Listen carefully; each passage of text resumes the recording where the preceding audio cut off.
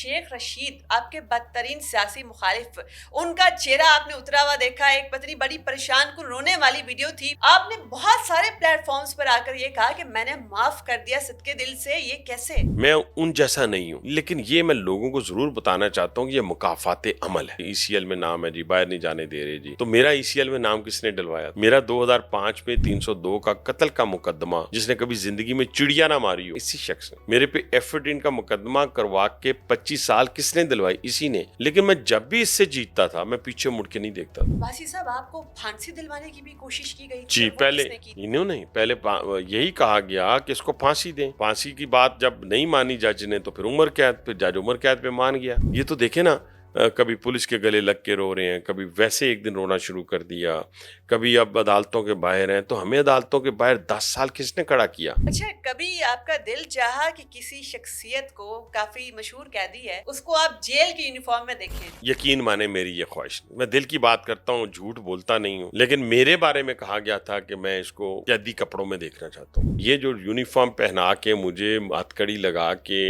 Camp jail Lahore में तस्वीर किसने मंगवाई थी? कि ये इसी बानी पीटीआई ने मंगवाई थी ना। अडियाला जेल से उठाकर मुझे अटक जेल में 6x6 में किसने रखा था? इन्होंने ही रखा था ना। मेरी सलाहियतों को जो निखारा है, जो दवाम बख्शा है अल्लाह ताला के फजल करम से, वो शहबाज शरीफ साहब ने। मैं उनको अपना उस्ताद मानने में मुझे कोई आर नहीं है। हालांकि किसी को भी उस्ताद मानने में ना मुझे बड़ा, मेरा इतना दिल चाहिए मुझे। अस्सलाम वालेकुम, आप देख रहे हैं कन्फेस विद सारा, एक न्यूज डिजिटल के लिए। ऐसी शख्सियात हमारे साथ होती हैं जो आप लोगों की जिंदगियों के लिए भी रेलिवेंट होती हैं। अब बात कर लेते हैं आज एक ऐसे सियासतदान से जो कि मशीन गन बयानात, ऐसे तेज बयानात देने के लिए मशहूर हैं। अगर वो ये स्टेटमेंट भी दे देना कि लोगों को वायरल होने का शौक है या वायरल होने की बीमारी है, वो ये स्टेटमेंट देकर भी वायरल हो जाते हैं। तो हमने भी सोचा कि आज हम लोगों को भी थोड़ा सा वायरल हो जाना चाहिए, इसलिए हमने दावत दी, ज़हमत दी हनीफ अब्बासी साहब को, जो वजीर रेलवे हैं। अस्सलाम वालेकुम। थैंक यू सो मच जी, बहुत कैसे शुक्रिया। हैं आप? अल्लाह का बड़ा करम फजल है उसका। थैंक यू सो मच वक्त देने के लिए। जब तक मैं लाइफ में पर्सनली आपसे नहीं मिली थी एज अ जर्नलिस्ट, उससे पहले मैं समझती थी कि आप बंदे खा जाते होंगे। बहुत डर लगता था आपसे, मगर आप तो ऐसे नहीं हैं। नहीं नहीं, ये परसेप्शन पता नहीं कहाँ से बिल्ड हुआ है, लेकिन मैं तो डे वन से एक छोटा सा दिल रखने वाला और बड़ा कमज़ोर सा इंसान हूँ। और जैसे ह्यूमन बीइंग जिसे कहते हैं ना, कि मुझे तो अच्छे लोग अट्रैक्ट करते हैं। और हमेशा मैं जब बचपन में था तो मैं एक्शन फिल्में देखा करता था, और एक्शन फिल्मों में जो हीरो होता था उसके साथ होता था। जब वो विलन को मार रहा होता था तो मैं खुश हो रहा होता था।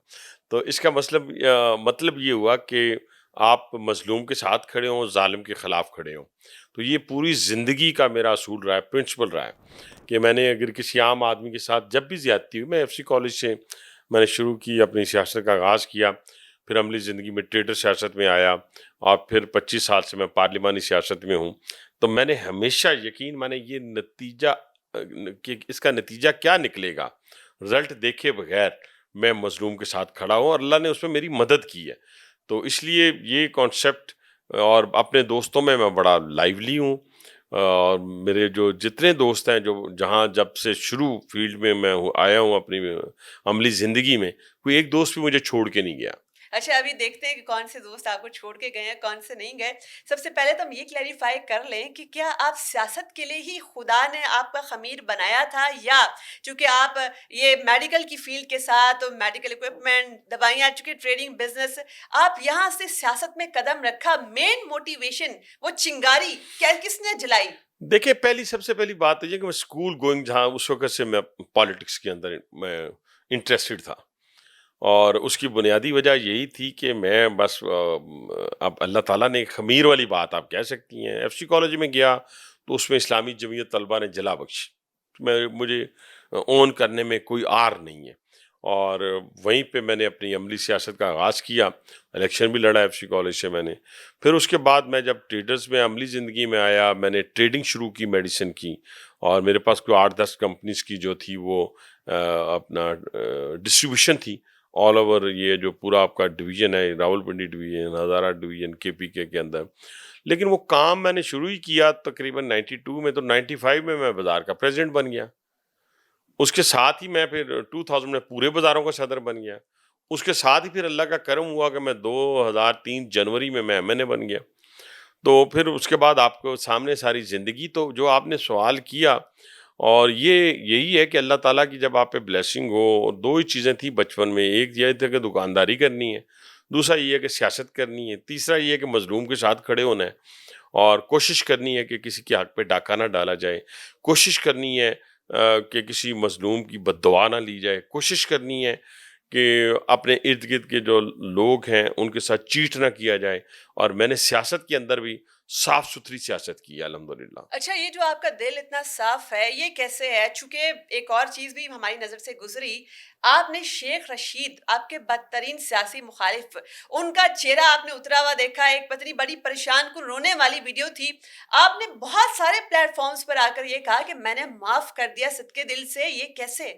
دیکھیے، پہلی بات تو یہ ہے کہ میں کبھی بھی ان کو ڈسکس نہیں کرتا. آپ نے میرے بہت سارے پروگرامات دیکھے ہوں، میں ان جیسا نہیں ہوں. لیکن یہ میں لوگوں کو ضرور بتانا چاہتا ہوں کہ یہ مکافات عمل ہے. مکافات عمل کیسے ہے؟ یعنی میں کل بھی دیکھ رہا تھا کہ ECL میں نام ہے جی، باہر نہیں جانے دے رہے جی. تو میرا ECL میں نام کس نے ڈلوایا تھا؟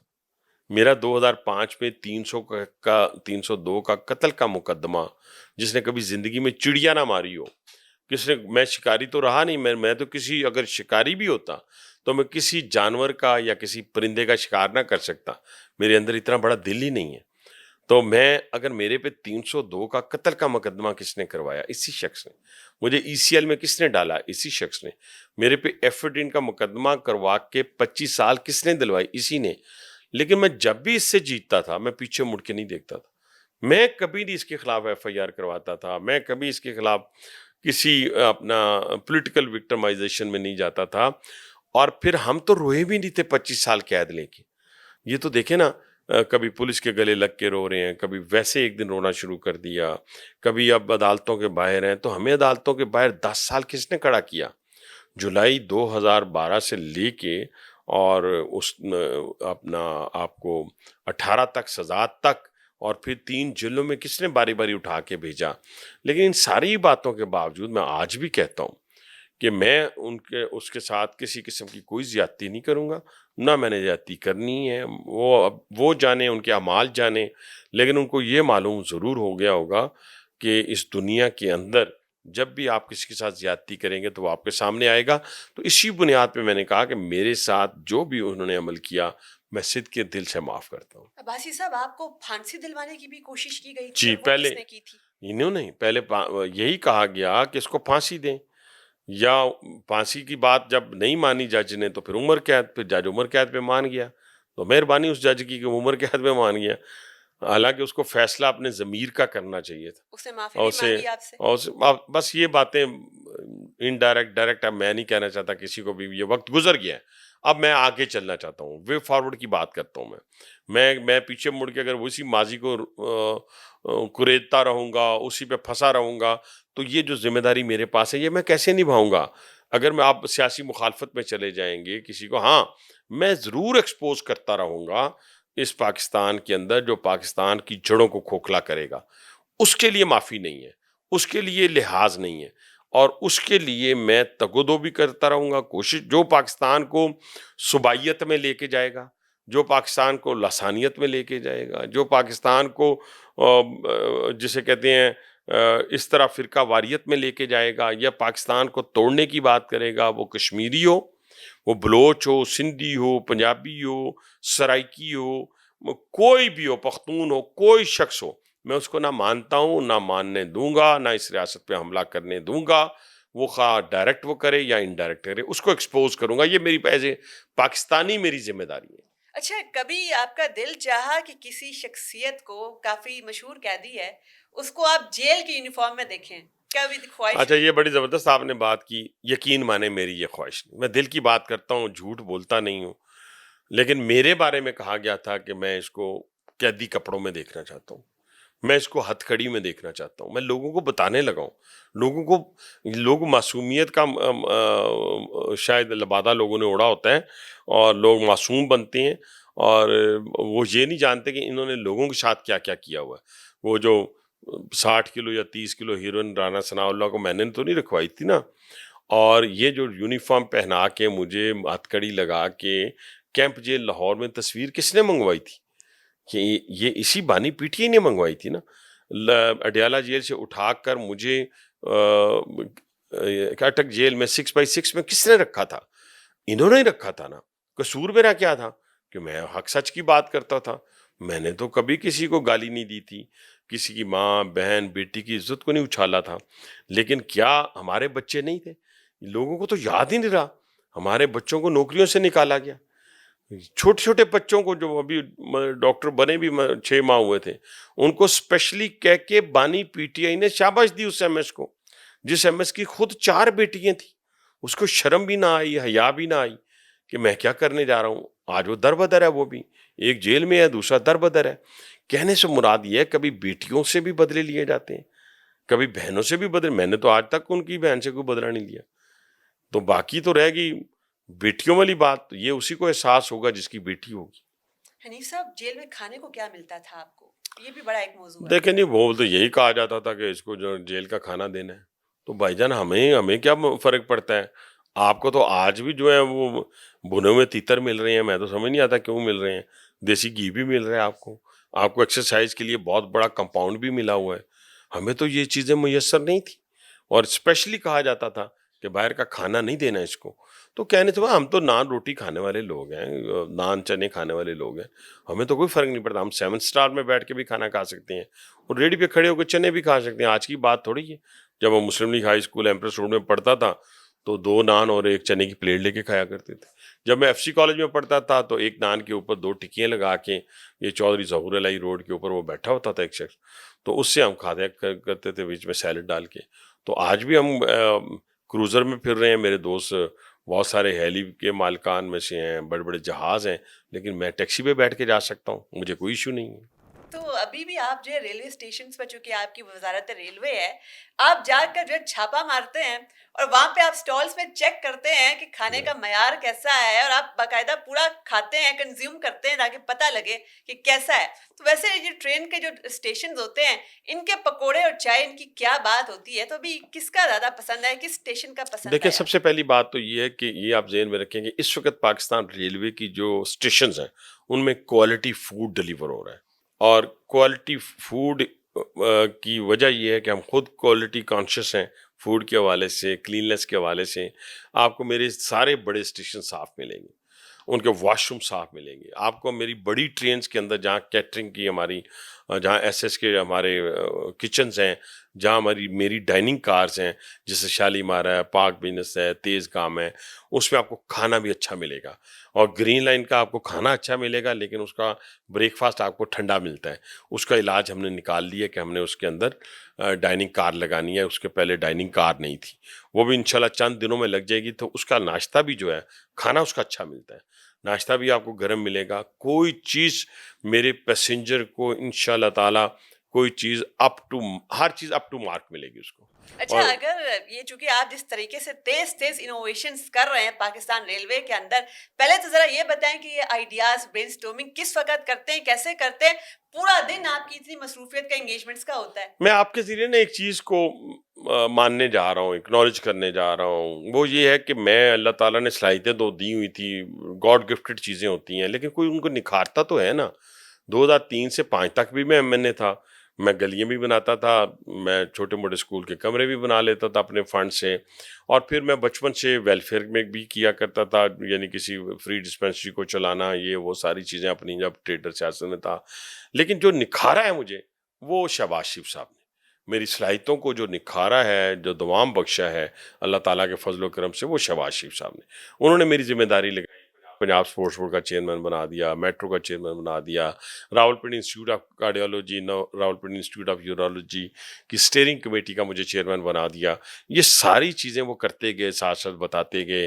میں ان کو اپنا استاد ماننے میں مجھے کوئی آر نہیں ہے. حالانکہ کسی کو بھی استاد ماننے میں نا مجھے بڑا، میرا اتنا دل چاہیے مجھے کسی کو ماننے کے لیے اللہ کے سوا. اللہ کی رحمتیں، برکتیں، اور اس کے جسے کہتے ہیں حکم کے بغیر زبان بھی نہیں ہل سکتی، ایک پتا بھی نہیں ہل سکتا. تو میں ان کو ماننے میں کوئی حرج نہیں ہے. تو یہ ساری کی ساری جو ایڈمنسٹریٹو سکل ہے، یہ میرے پرائم منسٹر کی بدولت اس کو نکھارا گیا. موجود تھی, میں یہ نہیں کہتا موجود نہیں تھی, موجود تھی. اور مجھے کوئی ریٹائرڈ شخص کو لے کے ایڈوائزر بنا کے میں نہیں چلا, اور میں الحمدللہ, اور پھر اللہ تعالیٰ مدد کرتا ہے جب آپ کمٹمنٹ کے ساتھ 60 دنوں میں اسٹیشنز بن رہے ہیں. ابھی دیکھیں نا, جو لوگ کہتے ہیں جی اسٹیشنز, بھائی جب ٹریک بنے گا تو بنے گا نا, اور ٹریک بننے کے لیے ہم نے جدوجہد شروع کر دی. روڑی کراچی ہم 500 کلومیٹر بنانے جا رہے ہیں, نوکنڈی روڑی جو ہے وہ 900 کلومیٹر بنانے جا رہے ہیں, اور باقی انشاءاللہ باقیوں پہ ہم پنجاب گورنمنٹ کے ساتھ اس وقت ان کانٹیکٹ ہیں کہ وہ جو راولپنڈی لاہور, بلکہ وہ اب راولپنڈی ملتان کی بات کر رہے ہیں, تو اس کے لیے تو انہوں نے پیسے بھی رکھ دیے آنے والے 3 سال کے لیے. تو وہ اب پروسیس ہے, اس کے لیے ضروری ہے, وہ 60 دنوں میں تو نہیں بن سکے گا. لیکن اگر ہم گراؤنڈ بریکنگ جون 2026 میں کر لیتے ہیں تو انشاءاللہ اپنے ٹینیور میں بنا کے جائیں گے اللہ نے چاہا. اچھا, چونکہ ہم جیو اکنامک ورلڈ آرڈر میں اس وقت تھرائیو کر رہے ہیں, اور یہ سینچری ان افراد کے نام ہوگی جو کنیکٹیوٹی پروجیکٹس کو لیڈ کریں گے, اس پہ کام کریں گے, تو آئندہ آنے والے دنوں کے اندر شاید مورخ, کیا آپ کو لگتا ہے آپ کا نام بھی ان آرکیٹیکٹس میں لکھے گا جنہوں نے اس جیو اکنامک ورلڈ آرڈر کی بنیاد رکھی؟ دیکھیں, بزرگ کہتے ہیں کہ آپ کمٹمنٹ کے ساتھ اپنی محنت جاری رکھیں, رزلٹ اللہ سے نہیں مانگنا, رزلٹ اللہ خود دے گا, نہیں بھی دے گا تو نو ایشو, ٹھیک ہے, رزلٹ نہیں مانگنا. تو میں آپ سے یہ کہنا چاہوں گا کہ جیسے ابھی ریجنل کنیکٹیوٹی کی میں بات آپ سے کر لیتا ہوں. ایک تو ہم ITI اسلام آباد, تہران, استنبول, جو آلریڈی ہماری کئی دفعہ ٹرین چلتی بھی تھی, وہ اس کو ریوائیو کرنے جا رہے ہیں. اب وہ دسمبر کا, ہمارے 31 دسمبر کا ہے ٹارگٹ ہے, لیکن میں نے کل بھی کہا تھا جام کمال صاحب سے, جو کہ ہمارے کامرس کے منسٹر ہیں, کہ ہم ٹرین تو صبح چلا دیں اللہ کے فضل و کرم سے, یعنی 10 دن بعد چلا سکتے ہیں, ہم تیار ہیں, پاکستان ریلوے تیار ہے. اس کو خالی تو لے کے نہیں جانا نا, اس کو ادھر سے بھی کوئی کموڈیٹیز آنی چاہیے, کوئی ادھر سے کموڈیٹیز جانی چاہیے. تو ہماری طرف سے پنک سالٹ جاتا تھا, رائس جاتے تھے, تو اس کا کامرس منسٹری نے بندوبست کرنا ہے. ہم انشاءاللہ ٹرین چلائیں گے, یہ ریوائیو ہو جائے گا. دوسرا, قازقستان کے ساتھ ہم بہت نزدیک پہنچ چکے ہیں. قازقستان کہتا ہے ترکمانستان جانے, افغانستان جانے, آپ ہمیں پرمٹ کریں کراچی پورٹ تک جانے, ہم چمن تک آ جائیں گے. چمن سے آگے تو ہم ایگزسٹ کرتے ہیں. تو وہ MOU بہت جلد سائن ہونے جا رہا ہے. ان کے پریزیڈنٹ پاکستان آ رہے ہیں, تو وزیر اعظم پاکستان کیونکہ بہت زیادہ اس معاملے میں, ریجنل کنیکٹیوٹی کے معاملے میں ان کا بہت زیادہ کنسرن ہے. ان کو معلوم ہے کہ جب تک ریجنل کنیکٹیوٹی نہیں ہوگی پاکستان ریلوے کی, تو ہماری اکانومی گرو نہیں کر سکتی. اور اسی کے ساتھ ازبکستان, پاکستان, افغانستان, یہ میں جولائی میں کابل گیا تھا, تو وہاں جا کے یہ ایگریمنٹ میں سائن کر کے آئے. حنیف عباسی کو اگر ایک دن کے لیے وزیر اعظم پاکستان بنا دیا جائے تو حنیف عباسی سب سے پہلا کام کیا کرے گا؟ سب سے پہلی بات تو یہ کہ موجودہ پرائم منسٹر کے تو میں صلاحیتوں کے پاسکو بھی نہیں ہوں, تو میں ان کی جگہ ایک دن بھی بننا نہیں چاہتا. ایک بات اگر وہ آپ کو بنا دے تو آپ اگر نہیں, میں مجھے آپ یہ کہہ سکتی ہیں کہ پاکستان ریلوے کی جو ذمہ داری آپ کو سونپی گئی ہے, اس میں آنے والے وقتوں میں آپ کیا کریں گے.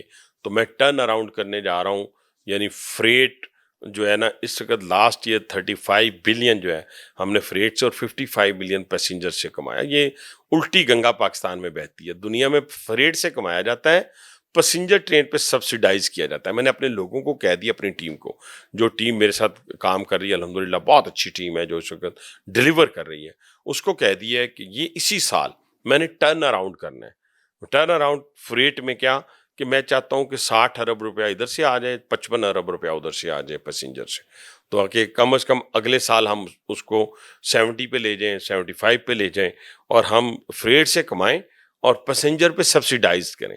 یہ میں کرنا چاہوں گا پاکستان ریلوے میں رہتے ہوئے. اچھا, آپ کا بیان بڑا وائرل ہوا تھا کہ ابھی ہم نے دیکھا کہ مارکہ حق آپریشن بنیان مرصوص ہو رہا تھا. آپ نے بتایا, آپ نے کہا کہ جی تربوز کاٹ کے لاؤ, اس کے بعد تربوز کھایا, یو ور سو ریلیکس. اب اس بار دوبارہ بھارت جو ہے سر کریک کی سائڈ سے کچھ ایڈونچر کرنے کا سوچ رہا ہے, اس بار پارٹی کا کیا پلان ہے؟ دیکھیں, میں میرے گھر میں اس وقت میں سویا ہوا تھا جب میری چھوٹی بیٹی نے اٹھایا, جو ڈاکٹر ہے, تو اس نے کہا جی ہو گیا. تو میرا کانفیڈنس لیول اس لیے تھا کہ مجھے پتا ہے کہ جن کے ہاتھوں میں اس ملک کی سالمیت ہے اللہ تعالیٰ کے فضل و کرم سے, وہ بڑے مضبوط ہاتھوں میں ہیں. ان کی سرحدیں, ان کے آسمان, ان کے سمندر, یہ سب مضبوط ہاتھوں میں. یہ میرا کانفیڈنس ہے ایز اے پاکستانی.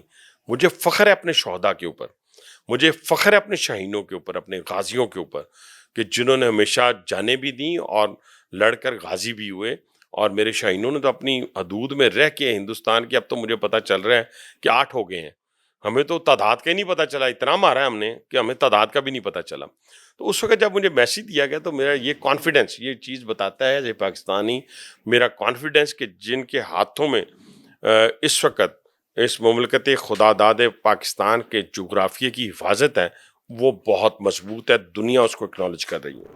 اچھا، ریلوے کی جو منسٹری ہے یہ ایسا لگتا ہے کہ آپ کی ذات کے ساتھ سنکرونائز ہوتی ہے، میچ ہوتی ہے، کیونکہ اس میں ایستھیٹکس ہیں، اس منسٹری میں رومانس بھی ہے، کیونکہ ٹرین کا سفر ہماری بچپن کی رومانٹک غزلوں کے ساتھ، نظموں کے ساتھ جڑا ہوا ہے۔ رومانٹک پرسنالٹی آپ کی، اس لیے اس منسٹری میں آئے؟ نہیں، اس لیے نہیں آیا، چیلنجنگ تھا میرے لیے، پرائم منسٹر صاحب نے ایک چیلنج کے طور پہ مجھے دی کہ اس میں بہت زیادہ کام کرنے والا ہے اور تم کر سکتے ہو، تو اس کو میں نے ایکسیپٹ کیا، اس چیلنج کو، ود دا بلیسنگ آف اللہ۔ آپ دیکھیں کہ چاروں ریل کار جو راول پنڈی لاہور میں چلتی ہیں ریفربش ہو گئی ہیں، اس کے اندر ایک برانڈ ہے، میں نام نہیں لوں گا، اس کی سنیکس جو ہیں وہ ڈسٹریبیوٹ ہوتی ہیں، اور ٹرین ہوسٹس کا کانسیپٹ لے کے آئے ہیں، وہ سرو کر رہی ہوتی ہیں، کچھ بچے سرو کر رہے ہوتے ہیں اکانومی کے اندر، اور ٹرالی اسی طرح جیسے جہاز میں ٹرالی آتی ہے آپ کو سرو کرتی ہے، اس طرح وہ بچیاں سرو کر رہی ہوتی ہیں فرسٹ کلاس میں، بزنس میں، اور بچے سرو کر رہے ہوتے ہیں اکانومی کے اندر۔ تو اسی طرح ہم نے وہ جو ریل کار کا ٹائم تھا اس کو بھی کم کیا لاہور، حالانکہ وہی پرانا ٹریک ہے، پھر اس کو وائی فائی ہم نے دیا، پورا کا پورے ریل کارز کے اندر وائی فائی موجود ہے، اسٹیشنز کے اوپر وائی فائی موجود ہے، اور بڑی ٹرینز کے اندر جو ابھی ہم انوگریٹ کر رہے ہیں، ابھی پرائم منسٹر صاحب کراچی اسٹیشن کو انشاءاللہ ودن آفٹر ون ویک انشاءاللہ انوگریٹ کرنے جا رہے ہیں۔ کراچی والوں کو آپ کے پروگرام کے ذریعے مجھے بڑا، جب لاہور کی افتتاح ہوا، انوگریٹ ہوا، تو کراچی والے بڑے گلا کرتے تھے کہ جی عباسی صاحب کراچی کو بھول گئے ہیں، آپ کراچی میں کام نہیں کیا۔ تو میں ابھی کراچی والوں کو کہتا ہوں کہ افتتاح سے پہلے بھی جا کے دیکھیں، ان کے سی اے پی لاؤنجز لاہور سے بڑے بن گئے ہیں، زیادہ بن گئے ہیں، ویٹنگ ایریا، واش رومز، ہر چیز پہلے سے، ایسکلیٹر لگ گیا وہاں پہ، وائی فائی لگ گیا ہے، سندھ ویسٹ مینجمنٹ کمپنی کے ساتھ ہمارا ایگریمنٹ ہو گیا، صاف ستھرا ہو گیا اسٹیشن، واشنگ لائن وہاں پہ، ٹرین جو 3 گھنٹے میں دھلتی تھی 1.5 گھنٹے میں دھلتی ہے، اب کاکروچ نہیں ملیں گے، مچھر نہیں ملیں گے، اس طرح کی گندگی نہیں ملے گی آپ کو لڑکیاں ٹرین بھی کے ٹریول کر اندر، رہی ہیں، بالکل بچیاں سیفلی بھی، ٹریول کر رہی ہیں۔ آپ نے میرے ساتھ ایک ایکسپیرینس شیئر بھی کیا تھا، میں چاہوں گا کہ آپ کے اسی پروگرام میں ان کے بھی کوئی ویوز آ جائیں، تاکہ کہ ٹرین کا پتہ چلے، انڈیپینڈنٹ جسے ویوز کہتے ہیں وہ آ جائیں۔ تو یہ ساری چیزیں انشاءاللہ وقت کے ساتھ ساتھ ہم کر رہے ہیں، تو میرا رومانس جو ہے اپنے کام سے ہے، اور یہ رومانس جاری ساری رہے گا۔ اپنی وائف کے ساتھ تو آپ نے لو ایٹ فرسٹ سائٹ والی فلسفی کے تحت فٹافٹ شادی بھی کر لی تھی، تو رومانس تو ذات میں ہے۔ نہیں دیکھیں نا، وہ ایک دونوں چیزیں شامل ہیں، رینج بھی ہے، صرف یہ پوائنٹ آؤٹ کرنا کہ یہاں کرنی، ایز سچ ویسے وہ جیسے آج کل کا صورتحال ہے وہ نہیں ہے۔ اچھا، لیکن آپ لوگ جب آپ بچپن میں تھے، آپ چونکہ شغلی تھے، آپ میں لیڈرشپ کوالٹیز تھیں، تو یہاں پر بھی آپ نے انیشیٹو آپ نے لیا ہوگا نا پھر شادی کے معاملے میں؟ ہاں بالکل میں نے لیا۔